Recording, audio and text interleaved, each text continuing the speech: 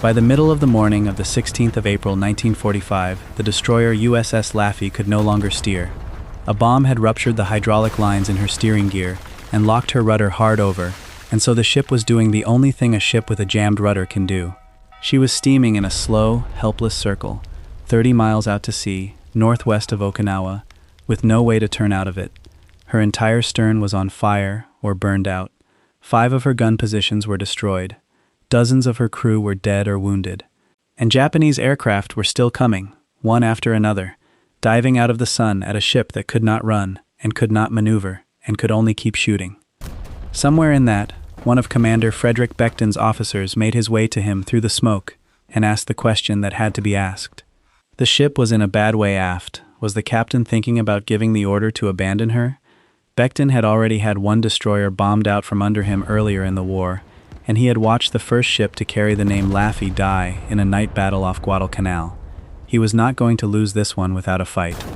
He answered that he would never abandon the ship as long as a single gun would still fire. Guns were still firing, and so the Laffey stayed, turning in her circle, taking hit after hit, in what one of the U.S. Navy's own historians would later say was probably the most intense attack any ship had ever survived.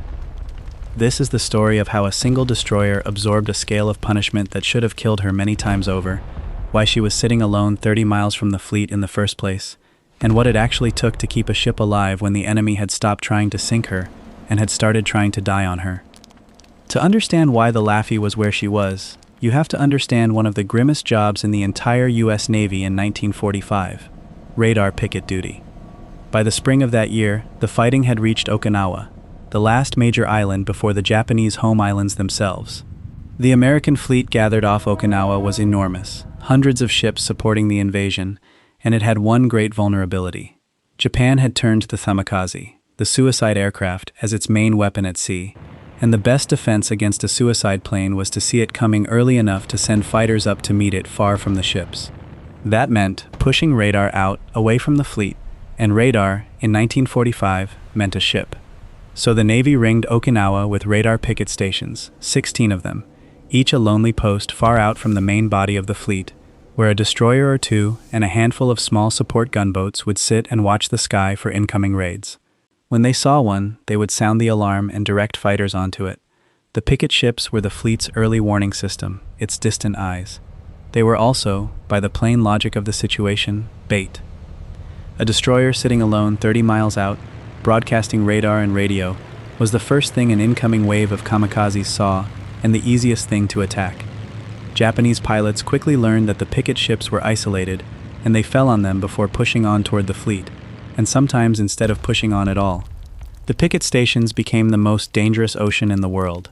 Ship after ship on that line was hit, wrecked, and sunk.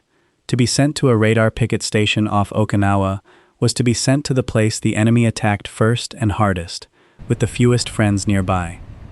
The most exposed of them all was radar picket station number 1, the northernmost, the closest to Japan, the first station any raid coming down from the home islands would reach. On the 12th of April, the destroyer holding that station had been smashed by a kamikaze and knocked out of the war. The ship ordered to take over the fighter direction job was the Laffey. She loaded 300 extra rounds of 5-inch ammunition, picked up the specialist fighter direction team, and steamed north to the most attacked patch of water off Okinawa to stand watch. The thing coming for the Laffey was unlike any weapon the Navy had trained to fight before the war, and it is worth being clear about why it was so hard to stop. An ordinary attacking aircraft wants to hit its target and survive. It drops its bomb or its torpedo and turns away, and every part of its attack run is a compromise between doing damage and staying alive. That compromise is what gunners exploit. A kamikaze made no such compromise. The pilot had already decided to die. His aircraft was not a delivery system for a weapon. His aircraft was the weapon, a guided missile with a human brain steering it all the way to the impact, correcting, adjusting, aiming itself into the ship. There was no point at which the pilot would break off to save himself, because he was not trying to save himself. That broke the oldest rule of naval defense. Normally, if you make an attack costly enough, the enemy stops, because no attack is worth certain death. Against the kamikaze, certain death was the plan. You could not deter a man who had come to die. The only way to stop a kamikaze was to physically destroy the aircraft in the air before it reached you, to break it apart or kill the pilot or knock it off its line in the seconds it took to dive. Miss, and it hit you anyway, dead pilot or not, because a diving aircraft does not need a living hand to keep falling. The 16th of April was not a scattered handful of these attacks. It was part of a mass operation the Japanese called Kikusui, meaning floating chrysanthemums, one of a series of enormous coordinated waves aimed at the fleet off Okinawa. The wave that day, the third of these mass attacks, sent more than 160 suicide aircraft into the sky, along with 150 more in conventional roles. Out of that swarm, according to the reconstruction later assembled by the Naval History and Heritage Command, 22 aircraft would peel off and single out one destroyer sitting alone at Station Number 1. That destroyer was the Laffey. The man who would decide whether the Laffey lived or died had a history with exactly this kind of enemy, and it shaped everything about how he had prepared. Commander Frederick Julian Becton was 36 years old, a graduate of the Naval Academy, and by 1945 one of the most battle-tested destroyer officers in the fleet, a man who already wore 4 silver stars. His experience with dying ships was not theoretical. Earlier in the war, he had been the second in command of the destroyer Aaron Ward during the ferocious night battle off Guadalcanal in November 1942, the same battle in which the first American destroyer named Laffey was sunk fighting a Japanese battleship at a range measured in yards. Becton had watched that first Laffey die. Then it happened to him directly. In April 1943, now in command of the Aaron Ward himself, Becton had his ship attacked by a formation of Japanese dive bombers off Guadalcanal. Despite everything his crew did to save her, the Aaron Ward was bombed until she sank. Becton had already had a ship destroyed under him by the very kind of aircraft that would come for the Laffey, and he had already seen a ship bearing this ship's name go down. When the Navy gave him the brand new second Laffey, he took command as a man who knew, better than almost anyone, precisely what could happen to a destroyer under air attack, and how fast. He responded the way that knowledge tends to make good officers respond. He drilled his crew relentlessly. Over and over, under every condition, he ran them through the gunnery and the damage control and the casualty drills until the responses were automatic, until men could do their jobs half-blind, in smoke, with their leaders dead. His sailors would later credit their survival off Okinawa directly to those drills. The Laffey had already proven herself under his command. She had bombarded German positions at Normandy on D-Day, taken an unexploded German shell at Cherbourg, and fought through kamikaze attacks in the Philippines. By April 1945, she was a veteran ship with a veteran crew and a captain who had personally survived the worst the enemy could do. All of that was about to be tested past any reasonable limit. The morning of the 16th began deceptively. The sea was smooth, the breeze light, the visibility very good, the kind of clear morning that in peacetime would have been beautiful, and in this war meant the enemy could see you as well as you could see him. At 8 minutes past 8, the Laffey's air search radar caught the first of it. Many aircraft approaching from the north, from the direction of Japan. The fighter direction team went to work at once, calling for combat air patrol, and a nearby escort carrier launched 4 Wildcat fighters to help. But fighters take time to arrive, and the contacts kept multiplying. Within 20 minutes, the radar screen showed more aircraft than the operators could count. This was the leading edge of the mass attack, and it was heading for the loneliest ship in the area. The crew went to their battle stations, and the ship began to maneuver, changing course and speed, everyone waiting for the shape of what was coming. At about 8:30, it arrived. The opening of the battle went almost perfectly, and that is important, because it shows the Laffey was not a lucky ship that stumbled through. She was a superbly handled ship that was simply attacked beyond what handling alone could survive. A single dive bomber appeared first, probably scouting. The forward guns fired, the plane dropped its bomb and fled. Then 4 more came in from 8 miles out and split into 2 pairs to attack from ahead and from astern at the same time, the coordinated tactic designed to catch a ship unable to point all its guns one way. Here Becton faced a genuine tactical dilemma that the Navy had argued over. Against ordinary bombers, you maneuvered hard to throw off their aim, but a kamikaze was faster and steered itself, so radical maneuvering did little good, and the better answer was usually to turn the ship so the greatest number of guns could bear and simply put up a wall of fire. Becton worked to keep his broadside to the attackers, and his gunners went to work. They knocked down the first plane far out, then the second closer in. A third was hit and caught a wave with its landing gear and cartwheeled into the sea. The fourth was destroyed by the Laffey's afterguns working together with one of the little support gunboats standing nearby. 4 aircraft attacked. 4 aircraft were shot down. The Laffey had not been touched. Almost immediately, 2 faster dive bombers came in from opposite sides at once. One was shot down. The second, strafing as it came, was hit and crashed into the sea close alongside, but its bomb went off in the water near the afterstack, wounding gunners and knocking out one of the ship's radar antennas and a radio antenna. Wounded men were pulled from the guns, and other crewmen stepped into their places without being told. In roughly the first 12 minutes of battle, the Laffey's gunners had faced 8 aircraft and destroyed 7 of them, taking only minor damage. Then came a pause of about 3 minutes, and then the ship's luck began to run out. What follows is the part of the battle where the Laffey stopped being a ship that was winning and became a ship that was surviving, and it is worth telling in sequence, because the story of the next half hour is really the story of a destroyer being taken apart one piece at a time while it refused to stop fighting. One thing to be honest about first. There are many accounts of this battle, and they do not fully agree. The exact number of planes that struck the ship, their types, the precise order and timing of the hits, all of it differs from telling to telling, because it happened in smoke and fire and terror in under an hour, and even the ship's own after-action report was revised over the years. The account here follows the Naval History and Heritage Command's careful reconstruction, which leans on the ship's report and notes where the sources diverge. What no account disputes is the shape of it. The Laffey was hit again and again, and she did not die. The first crash that truly hurt her came from the port side. A dive bomber, hit repeatedly on the way in, missed the ship's boat and smashed into 2 of the small gun positions behind the afterstack, spraying burning gasoline across the deck, destroying the guns and killing 3 of their crew outright, while a 4th went over the side wrapped in flames. The fire spread across the after deckhouse and overran 2 more heavy gun mounts, cutting the ship's defensive firepower badly.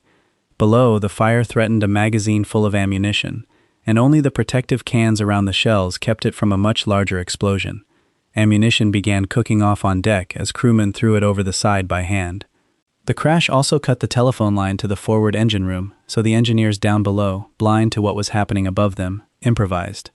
When they heard heavy, rapid gunfire through the hull, they knew the ship needed speed, and they poured it on. When the guns went quiet, they eased off. They ran the engines by the sound of the battle. Barely 2 minutes later, another aircraft came in low from directly astern, strafing, and crashed through the 3 gun positions on the very tail of the ship, destroying all of them and killing 6 more gunners before slamming into the corner of the after 5-inch gun mount. Flaming fuel washed over the fantail, and the bomb it carried exploded, starting a fire that reached toward the aft magazine. Becton ordered that magazine flooded before it could go up. Then came the blow that would define the rest of the fight. Another plane dived out of the sun from astern, dropped a bomb that struck just beside the aftergun mount and crashed into the mount itself, finishing it and killing the 6 men inside it.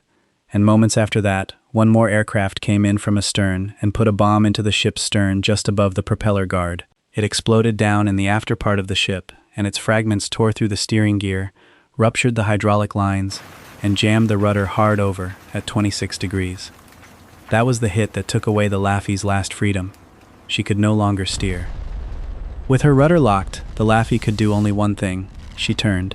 She began to steam in a continuous tight circle she could not break out of, dragging her burning stern around and around, unable to point herself, unable to run, unable to comb the path of an incoming plane, or turn her guns to meet a new direction of attack. All Becton had left to disturb the enemy's aim was the throttle, speeding up and slowing down, because he could no longer change where the ship was pointed. It is hard to overstate how bad this was. A ship's ability to maneuver is its life in an air attack. It is how you keep your best guns facing the threat, how you avoid the bomb, how you refuse the enemy an easy shot. The Laffey had lost all of it. She was now a fixed, predictable, burning target, turning in a slow circle on a clear morning, while suicide planes lined up on her from the one direction she could no longer defend, her undefended stern. And yet one thing had gone right, and it was the thing that kept her alive. Although the ship was settling by the stern and flooded aft, the watertight bulkheads deeper in the ship held. That meant her engines and boilers never lost power. Through the entire ordeal, whatever else failed, the Laffey always had steam, always had speed on demand. A destroyer that can still make speed is still, in some sense, a live ship. The bulkheads that held were quietly saving her while everything above them burned. From here the battle became something close to unbelievable. A half-wrecked ship steaming in circles and still killing the aircraft trying to kill her. As the Laffey circled, 2 more suicide planes came in fast from the port quarter, the vulnerable side, and crashed into the after deck house one after the other, right where damage control parties were fighting the fires, killing 4 more men and lighting another gasoline blaze. The after third of the ship was now a furnace, but the Laffey was no longer fighting entirely alone. The 4 Navy Wildcats overhead had been battling dozens of Japanese planes to keep even more of them off her, and now 12 Marine Corsair fighters from an airfield on Okinawa itself arrived over the ship and threw themselves into the swarm, shooting down somewhere between 15 and 17 Japanese aircraft in the vicinity of the Laffey. The Marine pilots chased Kamikazes so aggressively that they followed them down into the Laffey's own anti-aircraft fire, risking being shot by the ship they were trying to save. The tangle of aircraft over the ship became so chaotic that it is genuinely difficult to say who killed what, which is one reason the counts differ. In one moment, an Army fighter came in strafing with a Corsair right behind it, struck the Laffey's mast with its wing, tore away a yardarm and the American flag, and crashed into the sea. The pursuing Corsair clipped the ship's radar mast, and its pilot, his plane now damaged, climbed just high enough to roll over and parachute out, and was fished from the water by one of the support gunboats. With the flag shot away, a signalman on the Laffey climbed the battered mast under attack and tied on a new one. Down on the deck, the guns kept firing by any means the crew could manage. When electrical power and the fire control system failed, gunners worked their mounts by hand, training and elevating the heavy guns with manual cranks, aiming by eye. One forward 5-inch mount, its communications cut and its gun captain wounded, kept firing in local control and put a shell directly into the engine of an attacking plane and blew it apart. When a bomb explosion severed the phone lines that told the forward guns where to shoot, an officer climbed on top of the pilot house with a microphone plugged into the ship's loudspeakers and called out incoming planes by eye so the gunners would know where to point. The crew improvised a nervous system for a ship whose own nerves had been cut. The attack did not relent because the ship was already broken. It kept coming. Using the sun and the Laffey's own smoke as cover, a plane slipped in against the undefended stern and dropped a bomb that blew a hole 8 feet by 10 feet in the fantail deck. Among those it killed was a young officer named Robert Thompson, who had left his post in the ship's information center after the radars were destroyed and gone aft to lead a fire party into the smoke, trying to keep the flames away from the ammunition. He was killed leading that fire party, and would be awarded the Navy Cross after his death. Another plane came in strafing, and dropped a bomb that exploded in a gun position just below the starboard side of the bridge, where a gun crew had been firing to the last moment. A sailor shoved Commander Becton down out of the blast an instant before it hit.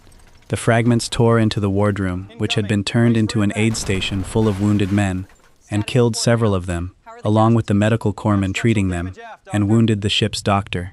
This is one of the hard truths of the day that a serious account cannot skip past. Many of the Laffey's dead were not killed fighting the ship. They were the already wounded, killed a second time where they lay, and the men trying to care for them. At 9:45, the last of the 22 came in from forward with a Corsair on its tail, was hit by the ship's guns and the fighters' tracers together, and blew apart close alongside. And then, after roughly 80 minutes, the sky over the Laffey went quiet. More fighters had arrived from the fleet's carriers, and the surviving Japanese aircraft were gone. The attack was over. The Laffey should not have survived, and the reasons she did are worth laying out plainly, because none of them was a single miracle. Her survival was the sum of many things, most of them earned. The first was power. Because the deep, watertight bulkheads held, the ship never lost her engines. Throughout the whole ordeal, she could still make speed, and the engineers below, running the throttle by the sound of the guns, gave Becton the one tool he had left to spoil the enemy's aim. A destroyer that can still move is much harder to finish than one lying dead in the water. The second was ship handling. The Laffey's own squadron commander credited her survival to the way Becton positioned her so that she took the great majority of the crashes and bombs aft, in the stern, and kept the forward part of the ship, the bridge, the forward guns, and above all the engineering spaces, intact and fighting. The ship was steered, while she still could be steered, into taking her wounds where they would not kill her. The third was the crew, and this is where the drills came due. Gunners kept their weapons firing in manual control after every automated system failed. Damage control parties fought fire after fire, even as each new hit destroyed the equipment they had just been using and killed the men beside them. Sailors stepped into dead men's places at the guns without being ordered. The Navy later noted that not one gun on the Laffey was abandoned, even amid the flames and the exploding ammunition. The relentless training Becton had drilled into them was the reason they could function at all inside that much horror. The fourth was that she was not alone, and an honest account has to say so. The Navy Wildcats, and especially the Marine Corsairs overhead, shot down many of the aircraft that would otherwise have hit her, and the small support gunboats on the station fought and bled alongside her, one of them coming in afterward to help fight her fires despite being badly damaged herself. The Laffey survived as the center of a defense, not as a lone ship. And the last part, the part no one earns, was luck. Bombs that reached her magazines were contained by the steel cans around the ammunition. The bulkheads that mattered held when others might not have. On a different morning, one of those hits goes a few feet differently, and the Laffey blows up and there is no story to tell. Courage and training stacked the odds as far as they could be stacked. Chance did the rest. When it was over, Commander Becton assessed his shattered ship and judged her still, remarkably, about 30% able to fight. Her forward guns could be worked by hand. A few of her small guns still functioned. Her radars were gone, her stern was a burned-out ruin settling into the sea. Her rudder was locked hard over, and she was still, by her captain's reckoning, a fighting ship. The cost was terrible. Of a crew of around 336, 32 men were killed, and 71 were wounded. Nearly a third of the ship's company were casualties in 80 minutes. A minesweeper took the Laffey under tow toward the anchorage, a slow and awkward job with her rudder jammed, before ocean tugs took over. She had shot down at least 8 aircraft cleanly, and damaged the 6 suicide planes that struck her, and she had been hit by those 6 planes and by 4 bombs, though the exact tally differs between accounts, and the ship's official citations describe an attack by roughly 30 planes in all. She did not sink. After emergency repairs, she sailed under her own power across the Pacific, by way of Saipan and Pearl Harbor, all the way to Seattle. There, her wrecked condition was put on public display on the dock, in part to remind war workers who might have thought the fighting was nearly over that it was not. The Navy awarded the Laffey a Presidential Unit Citation. Becton received the Navy Cross, and the historian Samuel Eliot Morison, who chronicled the entire naval war, judged that probably no ship had ever survived an attack of that intensity. The Laffey's story did not end there either. She was repaired, and she went back to war, serving off Korea a few years later. She stayed in service into the 1970s, and unlike almost every ship in this series, she still exists. The Laffey survives today as a museum ship at Patriots Point in South Carolina, a National Historic Landmark, the actual steel that took those hits, preserved so that people can walk her decks and stand where her gunners stood. The Laffey earned a nickname that morning that stayed with her, the ship that would not die. It is a good name, but it can hide the harder point of her story. The Laffey survived, but the picket line she stood on was a slaughter. Ship after ship on those stations was hit and sunk defending the fleet, and the men on them knew when they sailed out to those lonely posts that they were being placed where the enemy would strike first. That was the job. The pickets existed to be attacked so that the great fleet behind them would be warned in time. Their survival was never the point. Their warning was. The Laffey lived, but she lived doing a duty that killed many of the ships that did it beside her, and her endurance is only fully understood against that backdrop of sacrifice. Her fight is also one of the clearest windows we have into what the Kamikaze did to naval warfare. For most of history, a defender could win by making an attack too costly to continue. The suicide aircraft erased that. It presented sailors with an enemy who could not be discouraged, who had to be physically destroyed in the air in the last few seconds or he would kill you, and who kept coming regardless of his own losses. The Laffey faced that horror 22 times in 80 minutes and refused to break. There is a particular kind of courage in her story that is different from the courage of a charge. The Laffey did not win by attacking. She could not attack. She won by absorbing more than a ship is built to absorb and continuing to function, by her crew doing their jobs inside a burning wreck long past the point where anyone would have blamed them for stopping. That is the courage of endurance, of the men who kept firing in the straps to the last, of a captain who would not leave as long as a gun would fire. It does not look like a movie charge. It looks like refusing, minute after minute, to die. And on a clear morning off Okinawa, that refusal was enough. The Laffey stood her ground because she had nowhere to run. Next time on WARFRONT, we go ashore to a siege where a tiny garrison was cut off and surrounded, where the front line ran straight across a tennis court, and where the only way out was to hold. If this is the kind of history you want more of, subscribe to WARFRONT and the next battle will find you.